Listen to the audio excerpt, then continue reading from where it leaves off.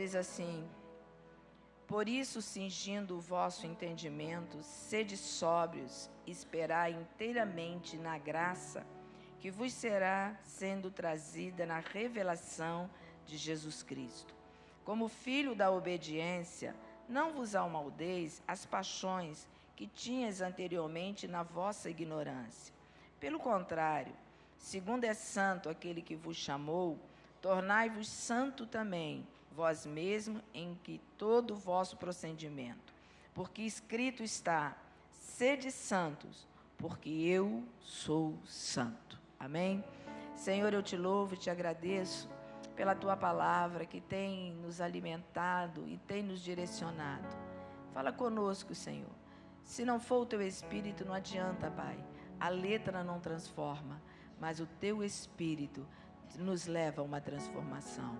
Em nome de Jesus. Amém.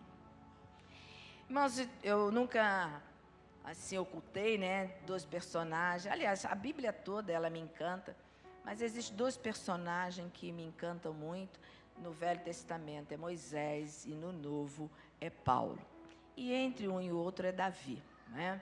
Então, são personagens que me ensinam muito, me levam, sabe, a olhar com firmeza e buscar crescer.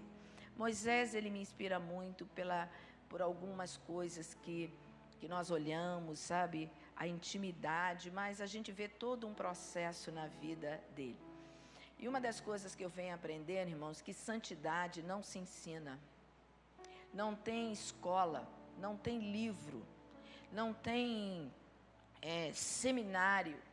Você pode comprar todos os livros, sabe, escrito de santidade, não se ensina.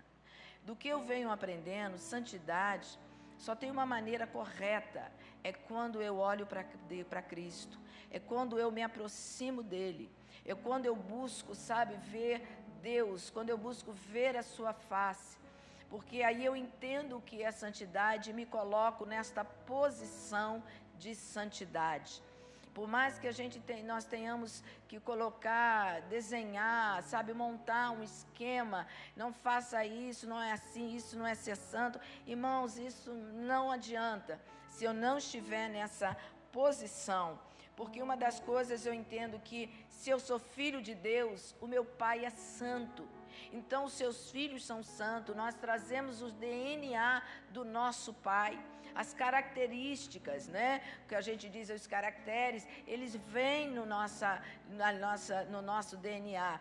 Então, também no campo espiritual, eu trago também esses caracteres do meu Pai, isso está no meu DNA. Então, se Ele é santo, eu também tenho que ser essa imagem, eu tenho que trazer, eu tenho que refletir, eu tenho que estar nessa posição de ser santo. Nossa relação com Deus, amado, ela promove essa santidade. Uma das frases de Jesus, muito interessante, é que ele diz assim: quem vê a mim, vê o Pai. Então, de que forma? Cada vez que eu estou mais na presença de Deus, quanto mais eu conheço e tenho revelação, mais a sua imagem, mais parecido eu vou estar com Deus. Em toda a caminhada de Jesus, sabe, ele revelava o Pai. Em toda a caminhada do seu ministério, ele não fazia nada que dissesse assim, olhe para o meu eu. Não, ele sempre tentava revelar através da vida dele o Pai, quem era o Pai. Ele mostrava isto, ser a imagem do Pai. E existem duas coisas na vida de Deus, né, do nosso amado Pai, na sua natureza, que nos atrai. Um é o amor e o outro é a santidade. Eu sou atraído pelo amor de Deus na minha vida, não existe. Eu acho que tem até um cântico que diz que não tem como explicar, uma coisa assim, não tem esse tanto amor, ninguém explica a Deus, né? Eu não posso, por mais que eu pare e tento explicar por que Cristo morreu por mim, por que Jesus morreu, por que Deus me amou tanto, a ponto de, sabe, de entregar, de dar o seu único filho para morrer em meu lugar. E aí eu começo a olhar para mim, começo a olhar para a minha natureza. Não tem nada que eu possa dizer, ah, mas eu sou perfeita, eu encanto a Deus em todos os sentidos, sabe? Porque a perfeição está na obediência. Ser um homem perfeito, às vezes a gente diz, é impossível chegar à estatura de varão perfeito. É, querido, porque ser perfeito significa obedecer. Adão era perfeito até o dia que ele desobedeceu. Então, ser perfeito, sabe, não é nas ações, nas coisas bacanas que eu crio, que eu desenvolvo, que eu canto, que eu prego, não. Ser perfeito é quando eu obedeço a sua vontade, é quando eu me submeto a esta vontade, aí eu sou, sabe, perfeito como Deus quer que eu seja perfeito. Então, e o amor dele, a santidade dele, são coisas que me atraem, porque são coisas que nós buscamos encontrar no mundo. Quando você se aproxima de alguém, sabe o que você quer encontrar nesse alguém? Amor. Porque nós somos carentes.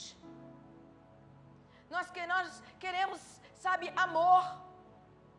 Tanto assim que quando foge um pouco daquela perspectiva, daquilo que nós esperamos, sabe, nós queremos colo, nós queremos abraço, nós queremos beijo, nós não queremos ser corrigido, nós queremos ser tomado no braço, sabe, e sentir simplesmente o amor. E quando nós não temos uma resposta, nós nos frustramos, nós nos afastamos, sabe, nós ficamos tristes. Todo ser humano, ele busca isto, encontrar no outro o amor que ele quer viver, que ele quer ter. Todo ser humano, ele busca encontrar em você santidade, sabe, porque ele quer ver uma coisa diferente do mundo, de tudo. Hoje nós olhamos para um lado e para o outro, irmão, nós nos arrepiamos. Nós estamos nos assustando a cada dia da forma que o mundo está evoluindo. Sabe, aqueles padrões, os princípios familiares estão sendo detonados. E aquilo que para nós era puro, era algo valoroso, que nós investíamos e preservávamos, acabou. Então hoje o homem busca o que? Encontrar, sabe, santidade. Aonde tem santidade, eu quero colocar minha família num ambiente que tudo é santo. Eu quero conviver num ambiente onde haja santidade. Eu quero caminhar com quem é santo. Eu quero fluir com quem, meu amado, sabe, vai ser fiel, vai ser comprometido, vai estar firme no propósito, porque tem vida santa. Nós buscamos isto. Mas sabe onde eu vou encontrar tudo isto? Em Deus. E quando eu me lanço num relacionamento com Ele, eu fluo nesse verdadeiro amor e nessa santidade. E aí eu dou a resposta que o mundo está buscando, porque eu passo a refletir Deus. Eu passo a ser a imagem dEle. Eu passo, sabe, revelar ao mundo aquilo que o mundo anda buscando em lugares, em coisas. E só tem uma fonte que pode me curar, que pode te curar, que pode fazer com que você acredite. Sabe, por que nós oramos pelas nações? Porque eu acredito que Deus é um Deus de amor e que Ele vai curar as nações, que Ele vai libertar, que a mentalidade do ser humano, do homem, vai mudar.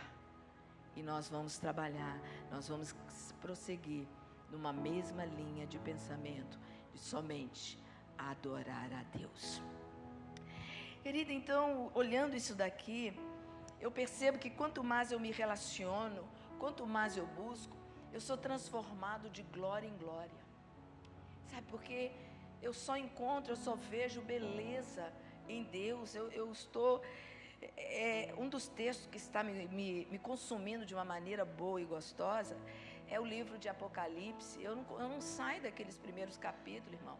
E quando diz que os seres viventes lá, eles adoravam ao Senhor 24 horas, proclamando santo, santo, santo, santo.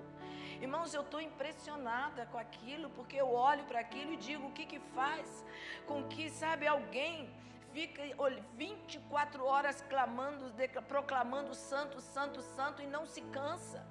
Que adoração é essa que não é vazia, que tem um sentido? O que eles estão vendo? Eles sabem o que eles estão proclamando santo, santo? Porque eles estão contemplando a face de Deus, eles estão encantados, eles estão vendo algo. Ele está dizendo para Deus, quando eles estão proclamando santo, santo, ele está dizendo: tu és maravilhoso, tu és maravilhoso. Irmãos, é a mesma coisa que quando você vê algo, sabe, de maravilhoso, você não tem outra maneira, você fica de boca aberta e dizendo: gente, que coisa gloriosa é esta, que maravilha é essa. Então é isso, é quando uma mãe, vê só a Priscila agora, esses momentos, quando ela tomou nos braços a neném, a Clarinha, os olhos dela não tinham mais, ela não focava a outro lugar. Provavelmente quando a neném está mamando, não é assim, Marquinho? Os olhos dela estão fitos, ela está encontrando perfeição, ela está olhando e está dizendo: que olhinho lindo, que boquinha linda, que orelhinha linda. Não é assim, Silvana?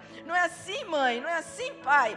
Que a gente fica encantado, a gente vê a perfeição, nós ficamos apaixonados. E assim que aqueles seres, sabe, os anjos, querubins, sabe, eles ficam ali olhando e maravilhados, encantados com tanta beleza. Por quê? Porque quanto mais eles olham para a face de Deus, mais eles conhecem Deus. Então quando eles olham para aquela face gloriosa, eles estão vendo o Deus onipotente, o Deus poderoso, o príncipe da paz. Aleluia! Eles estão contemplando o Deus conselheiro, estão contemplando o Deus de amor, o Deus da eternidade. Oh, meu querido, eu não sei o que eles tanto, sabe, de tanta revelação, mas eles não saem daquela posição de continuar adorando a Deus, de continuar na presença de Deus. Se eu não entender isso para a minha vida, eu nunca vou conseguir entender o que é chegar à estatura de varão perfeito. Eu posso, você pode também. E aí você diz: pastora, mas isso é fácil para os anjos. Não, isso é fácil para quem está apaixonado por Deus. Isso é fácil que quem quer ser transformado num adorador, porque o Senhor não procura, não está ali. Deus, Jesus disse assim: olha, o Pai procura homens talentosos. O Pai procura, sabe, pessoas de valores. O Pai procura pessoas perfeitas. Não, o que Jesus disse? O Pai busca adoradores. O que é o adorador? Olha, ele já dá a resposta: que adora em espírito e em verdade. Então o que Deus está buscando? Alguém que se coloque na posição, na presença dele, nessa posição de santidade. Porque eu só posso ser um adorador se eu estiver nesta posição, porque Deus é espírito, e só o homem é espiritual, só o homem, meu amado, que entende essa posição, que pode estar dando a Deus aquilo que ele quer. Não é cântico, Deus quer relacionamento. Deus quer relacionamento comigo e com você. Mas eu tenho que chegar a esta posição, sabe, que encanta o coração de Deus. E aí me levou a Moisés. Moisés viveu isso, pastora? Viveu. Moisés estava, meu amado, numa situação. Deus mudou toda a trajetória da vida dele. Às vezes eu fico olhando pessoas que olham para trás dizendo assim: minha vida, você não sabe, eu fui lançado dentro de um cesto. Eu fui lançado, sabe, entregue às águas. Eu não fui criado com meu pai, com a minha mãe. Eu não tive o carinho de pai e de mãe. Moisés poderia ser um homem, sabe, frustrado de pensar tudo isso. Mas ali estava o plano de Deus. Ali havia, sabe, algo de Deus para o propósito. E aquele cestinho, ele poderia ter descido para tudo quanto é lugar, mas ele foi justamente, sabe, parar ali, aonde como é que é o nome? A filha do faraó, né, estava ali, se banhando, e ali foi encontrado. Querido, você poderia ir para tudo quanto é lugar, mas se Deus te trouxe aqui é porque Deus tem um propósito. Se Ele te levou na tua caminhada a você chegar e ouvir a voz dEle, não saia dessa direção. Continue. Por pior que você tenha que olhar e dizer: gente, eu queria ser criado junto com a minha família, eu queria isso e aquilo. Não, diga assim: eu quero viver o plano de Deus. Não é da minha maneira, não é da forma que eu sonhei, mas eu vou viver da forma que Deus está fazendo, o que Deus sonhou, porque o que Deus sonhou para mim vai ser algo que vai me abençoar e eu vou abençoar a outros. A minha experiência será uma experiência para te abençoar. E ali aquele homem que foi criado numa zona de conforto, sabe, de príncipe, aquele homem estudou, aquele homem adquiriu cultura, aquele homem era respeitado, até o dia que o Senhor diz para ele: Moisés, está muito bom, agora sai daí, de uma forma, que não foi um convite, assim, vem para cá. Aconteceu várias coisas, e ele teve que sair fugido, e ele foi para onde? Aonde? Deserto. Ele foi para Midian, ele foi longe. E aonde que ele foi ter uma experiência, uma revelação, sabe, linda com Deus? Não foi lá dentro do palácio, não foi lá dentro do Egito. Alguma coisa já despertava ele, mas foi algo que Deus precisava levá-lo, sabe, para fora, no sentido de, sabe, dele entender o que Deus queria. Querido, o seu deserto tem um propósito. As suas perdas têm um propósito. Sabe, as suas aflições, esses momentos difíceis, têm um propósito, porque Deus, Ele é teu Pai, Ele não vai te deixar. Eu gosto muito desse versículo: pode teu pai, tua mãe te abandonar, mas o Senhor jamais te abandonará. Ele é o Deus que te sustenta. E aí ele leva aí Moisés naquele deserto ali, sabe, sem ninguém. E aí ele olha e ele tem uma visão de uma sarça queimando, e aquele fogo o atraiu, e ele correu para estar perto daquele fogo. E aí o Senhor faz ele parar e diz assim: Moisés, isso é na minha linguagem, tá, irmãos, por favor. Eu entendo que o Senhor disse para ele assim: Moisés, para aí. Você não pode chegar na minha presença dessa forma, sabe, pela curiosidade. Você não pode chegar aqui só simplesmente porque você viu fogo. Você tem que vir para estar na posição de adorador. Você tem que vir para estar na posição de santidade, porque você vai conhecer um Deus que é santo. É nesta posição que você tem que estar, porque é nessa posição que todo adorador tem que estar, para conhecer mais de mim e revelar mais quem eu sou neste mundo. E foi ali que ele aprendeu, querido, que para poder ter revelação de Deus, intimidade com Deus, a primeira coisa é você entender sua posição de santidade em Deus. E aquele homem, ele olhou aquilo, ele entendeu, e ele não se sentiu, sabe, bloqueado, impedido de viver algo com Deus. Ele disse: eu vou mais profundo. E aquele homem subiu o monte. E naquele monte, sabe, em comunhão, ele teve a revelação da presença de Deus, da glória de Deus, da face de Deus. Existe um texto que diz, um versículo que diz que homem nenhum poderá ver a Deus se não morre. Ninguém pode ver a Deus, não é isso? Ninguém pode ver a Deus. Eu não posso ver a Deus no meu natural. Eu não posso ver a Deus, você não pode ver a Deus nesse campo natural. Mas no espiritual eu posso contemplar Deus. Eu posso contemplar a sua glória, eu posso contemplar a formosura, sabe, a sua beleza. E Moisés entrou de tal forma, ele contemplou, de tal forma ele viu a face de Deus, de tal forma foi aquela glória que o transformou, que diz que quando ele desceu do monte, o seu rosto brilhava, que ele tinha que cobrir o seu rosto com véu, porque as pessoas não suportavam olhar para ele. O que ele desceu, amado? Ele desceu trazendo o reflexo de quem? De Deus. O reflexo estava onde? Nas suas mãos. O reflexo estava onde? Nos seus pés? Não, o reflexo estava no seu rosto. Ele estava, meu amado, refletindo, ou seja, ele estava sendo a imagem de Deus na terra. Este é o primeiro propósito de Deus na minha vida e na tua vida. Que nós sejamos a imagem dele nesta terra. Mas sabe o que nós não entendemos? Porque nós estamos focando o homem. Nós estamos olhando para o homem. Nós estamos querendo ser parecido com o homem. Não, querido. Você tem que ser parecido com Deus, ser a imagem de Deus e refletir esta imagem. Porque quando eu reflito a imagem, eu reflito, sabe, tudo que Deus é.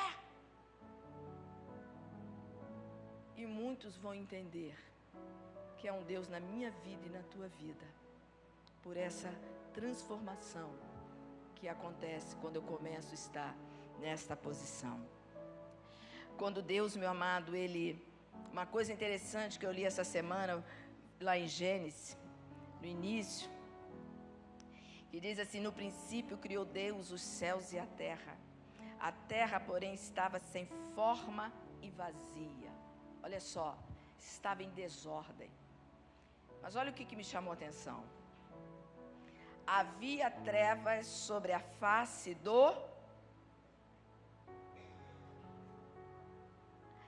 A terra era todo reflexo do abismo. Diz que havia trevas sobre a face do abismo. Se eu olho para a face de Deus, o que acontece na minha vida? Eu vou refletir a glória. Se eu olho para a face de um abismo, o que eu vou refletir? Trevas. O que a terra refletia? A desordem. Porque havia abismo, havia trevas. Por haver trevas, a terra estava em desordem. Quando a minha vida, a minha família, quando o meu país, a minha nação, o mundo fica em trevas, é porque, querido, aonde eu estou focando, aquilo que eu estou buscando ver, aquilo que eu estou buscando fitar, é o reflexo que vai estar na minha vida. Mas aí eu aprendi uma outra coisa aqui que diz assim, olha: o Espírito de Deus pairava sobre as águas. Quando você chega nas águas e que você olha, você vê o quê? O reflexo. O Espírito de Deus não buscava olhar para o abismo. Ele olhava para as águas, porque as águas, um espelho, refletia a sua imagem. E aí o que Deus fez? Deus colocou a terra em ordem e criou o homem e soprou do seu espírito neste homem e fez este homem ser a sua imagem e semelhança na terra. O que Deus estava querendo? Refletir, que o homem refletisse a sua imagem, que a terra não fosse o reflexo, que não fosse a face do abismo, que fosse o reflexo na terra. O que Deus queria, que a sua criação é que fosse o reflexo na terra. E de que forma eu me torno o reflexo de Deus na terra? Quando eu contemplo a sua face. Deus não quer ser refletido através de coisas. Deus não quer ser refletido, meu amado, através de uma árvore queimando. Deus não quer ser refletido através de templos suntuosos. Deus não quer ser refletido, sabe? Tanto assim, preste atenção, querido, nos últimos tempos, Deus não vai restaurar. Qual é o templo mais admirado em toda a Bíblia? O templo de Salomão. Não é assim que nós aprendemos pela história? Mas diz que o Senhor vai restaurar o quê? A tenda de Davi. Sabe por quê? Porque ali homens e mulheres refletiam a glória de Deus. Ali, as pessoas entravam, as pessoas iam e conseguiam contemplar Deus. Muitas das vezes você está em templos, em casas suntuosas, mas não há o brilho, não há glória. Não há, meu amado, nada que reflita. Sabe, Deus está aqui. Não há nada que alguém olhe para mim, para você e diga: que lindo, eu estou vendo Deus. Não, querido, Deus não quer ser visto através de parede. Deus não quer ser visto através mais de sarça. Deus não quer ser visto mais através do ouro que cobre, sabe, as peças. Deus não quer ser visto, querido, através mais de peça dessa aqui. Deus quer ser visto e refletido através da minha vida e da tua vida. E quando eu passo a ter comunhão com Deus, quando eu passo a refletir a Deus, eu passo a viver bem com meu irmão, com meu próximo. Alguém aqui já se chateou com Deus? Alguém aqui já falou assim: olha, eu vou dar um tempo, porque Deus, Ele está muito chato. Deus, Ele está egoísta. Deus é ciumento. Deus errou. Querido, eu nunca ninguém fazer isso. Você pode ver pessoas dizer assim: eu vou parar, sabe por quê? Porque se decepciona com o homem, mas com Deus jamais. Porque quanto mais eu conheço a Deus, mais eu quero ser a sua imagem, mais eu quero ser parecido com Deus. E me tornar parecido com Deus me faz, sabe, olhar para você e me faz, sabe, te amar e ter misericórdia de você. Porque quando eu olho para Deus, eu vejo santidade, eu fico nessa posição, eu também conheço o amor de Deus. E o amor de Deus é paciente, o amor de Deus é longâmino, o amor de Deus é misericordioso, o amor de Deus é graça infinita. Então eu começo a gerar esse fruto na minha vida, eu começo a viver isso. Meu amado, eu não estou pregando porque eu sou uma perfeição nisso, mas eu estou buscando aprender e lutando contra essa natureza carnal, lutando, sabe, quanto tudo isso que quer me colocar ainda olhando para uma sarça. Acabou o tempo de olhar para a sarça, o tempo agora é de eu olhar para Deus. O tempo agora não é eu buscar mais objetos. O tempo agora é eu buscar conhecer Deus. E para eu buscar conhecer Deus, eu tenho que ser alguém espiritual, transformado, quebrado na minha natureza. Sabe, nessa natureza aqui que se ressente do mal, dessa natureza, sabe, que quando é confrontado, dessa natureza que quando, sabe, não se faz, não se dá o doce que ela quer, sabe, ela vai embora, ela foge, ela cruza os braços, ela faz beicinho. Mas eu quero te dizer uma coisa, querido, você pode estar lá dentro daquela caverna como Elias, mas o Senhor vai lá dentro e vai te buscar. Porque Ele escolheu você, Ele escolheu a mim para refletir a sua imagem nessa terra. Uma experiência linda, quando Jesus passou pela experiência do batismo, e Ele foi conduzido até onde? Ao deserto. Olha para o seu irmão e diz assim: você está no deserto, irmão?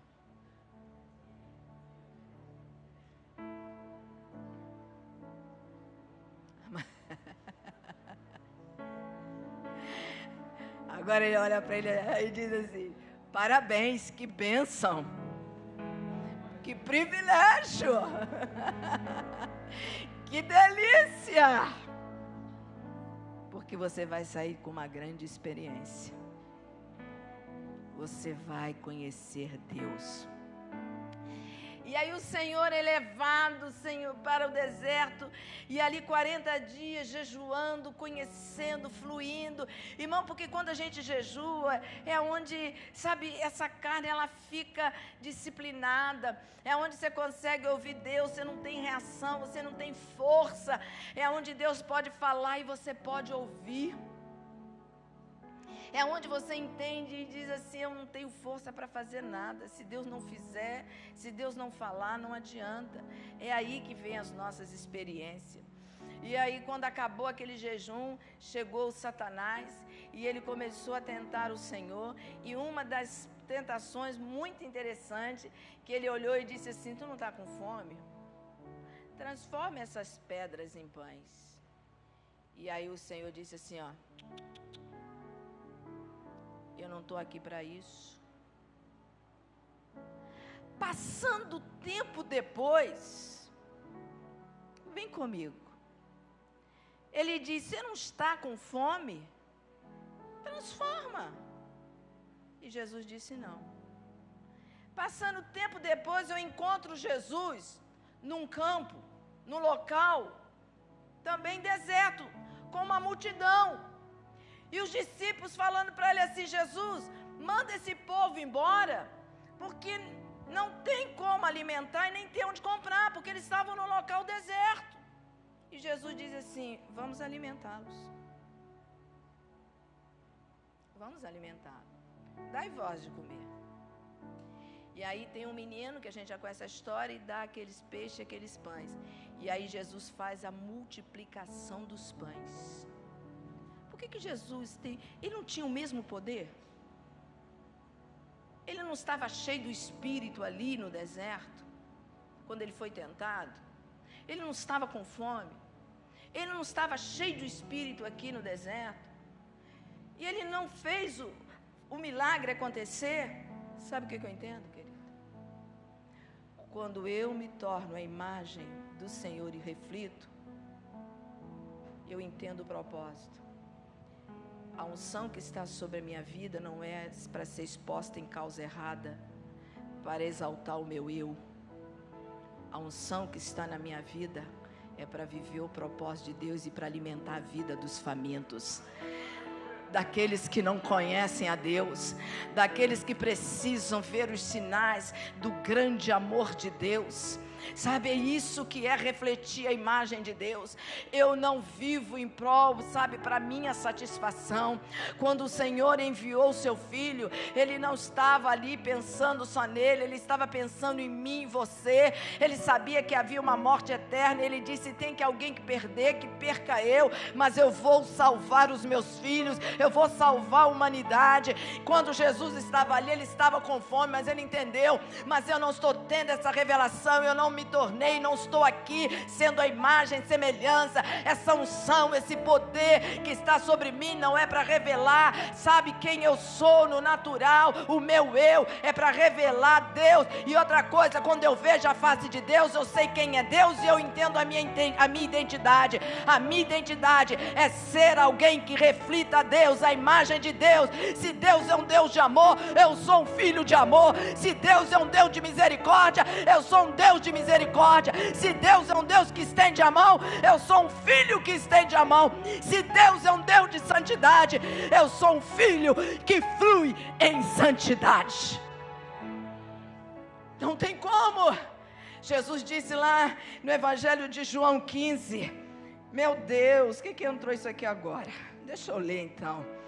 Jesus diz assim, olha: eu sou a videira verdadeira e meu Pai é o... Meu Deus, ó, sempre Ele mostrando o Pai, quem eu sou parecido, quem está aqui. E aí olha o versículo 4 e 5. Permanecei em mim, e eu permanecerei em vós. Como pode o ramo produzir frutos de si mesmo, se não permanecer na videira? Assim nem vós o podeis dar, se não permanecerdes em mim. Eu sou a videira e vós os ramos. Quem permanece em mim e eu neles, esse dá fruto, porque sem mim nada podeis. Sabe o que Jesus está falando? Se nós estamos conectados nele, nós vamos dar fruto. E qual é o fruto? Qual é o fruto?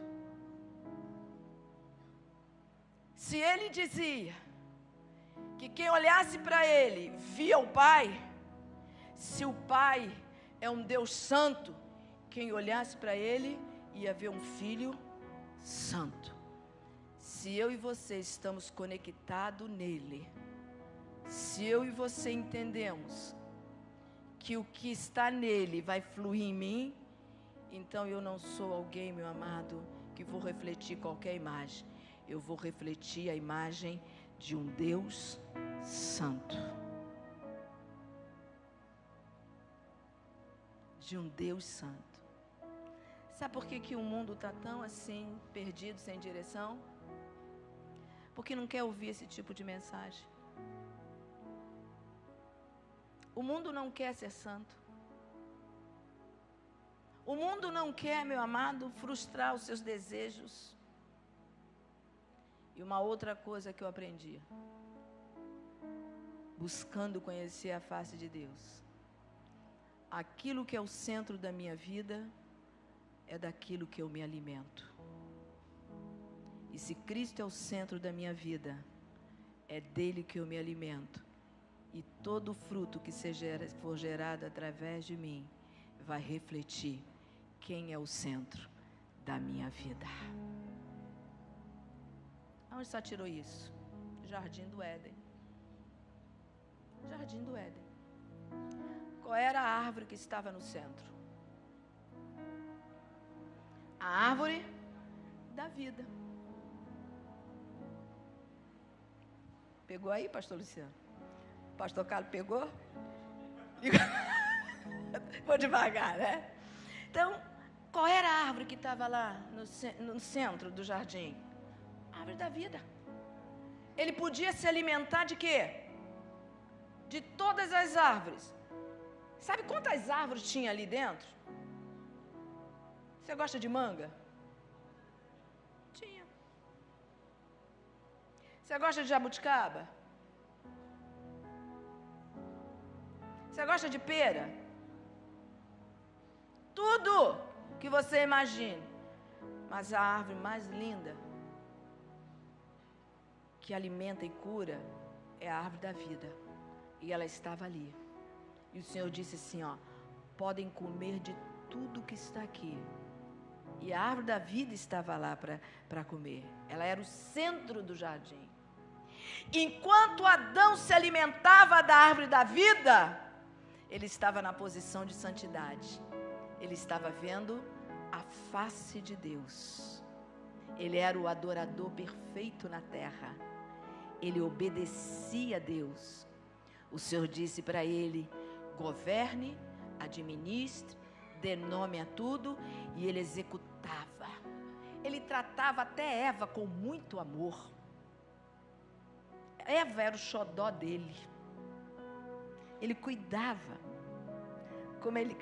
Levi, eu estou falando de Adão, filho. Ele cuidava de tudo. Né? Os irmãos aproveitam para falar um carinho, né? Lindo. O amor é lindo. E aí, querido, quando ele sai dessa posição de adorador, quando ele sai dessa posição de santidade, quando ele deixa de ver a face de Deus, quando, sabe, focar a face de Deus, estar diante de Deus, deixou de ser, sabe, algo primordial na sua vida e passou a ser secundário. Ele foi e se alimentou da árvore que ele não podia se alimentar, do bem e do mal. E aí veio toda a história que a gente já sabe e vivemos a consequência. E aqui, querida, é que eu aprendo. Aquilo que é o centro da minha vida é daquilo que eu me alimento. E daquilo que eu me alimento é o fruto que eu vou gerar. Enquanto Adão se alimentava da árvore da vida, Cristo era o centro da sua vida. E se eu quero refletir a glória de Deus, eu tenho que entender isto.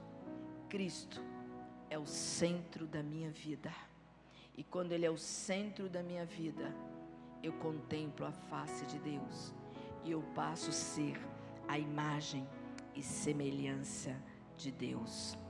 E aí eu passo, sabe, entender esse propósito de Deus na minha vida. eu passo a entender essa identidade.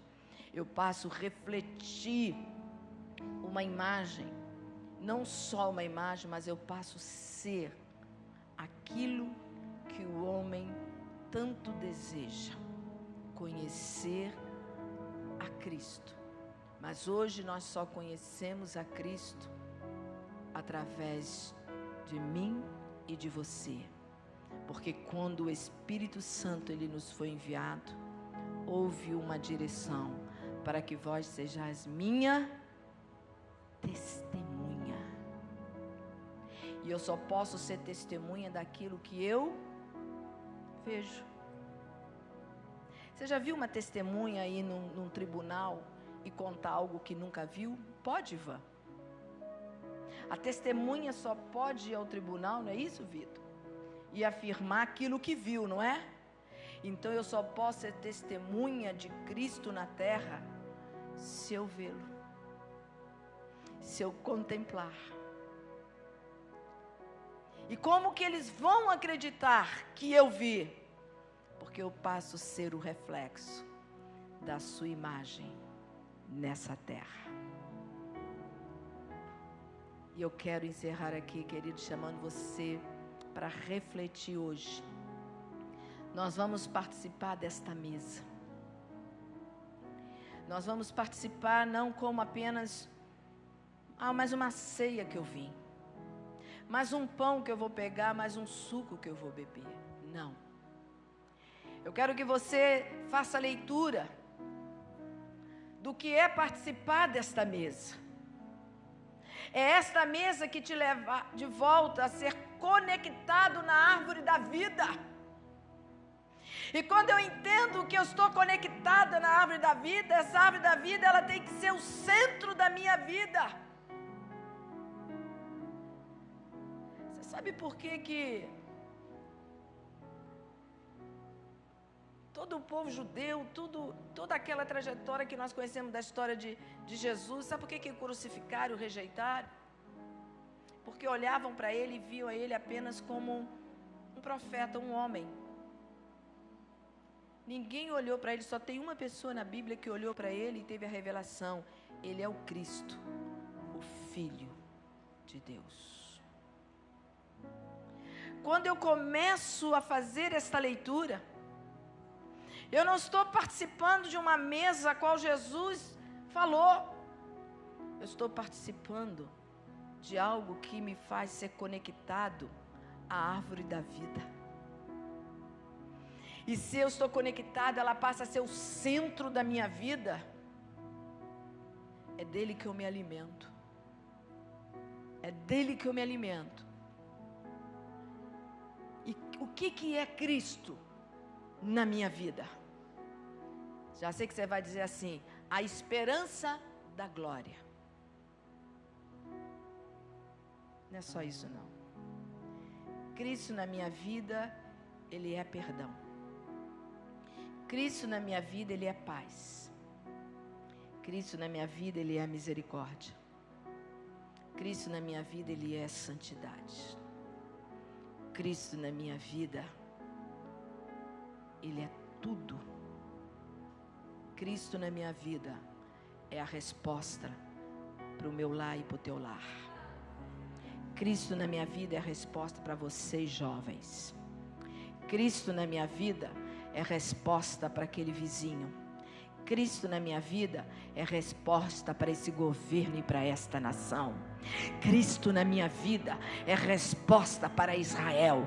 Cristo na minha vida é resposta para todos e resposta para tudo. Mas para isso Ele precisa ser o centro da minha vida. E eu tenho que me alimentar dEle. Porque eu não vou refletir a imagem de um homem. Eu não vou refletir a imagem de Jesus. Eu vou refletir a imagem de um Cristo que venceu. Um Cristo que está vivo. Um Cristo que virá nos buscar. Não virá um homem, querido, mas virá o Cristo glorificado, virá, meu amado, o Senhor dos senhores. Se Ele é Senhor dos senhores, Ele me fez Senhor para eu refletir o seu senhorio.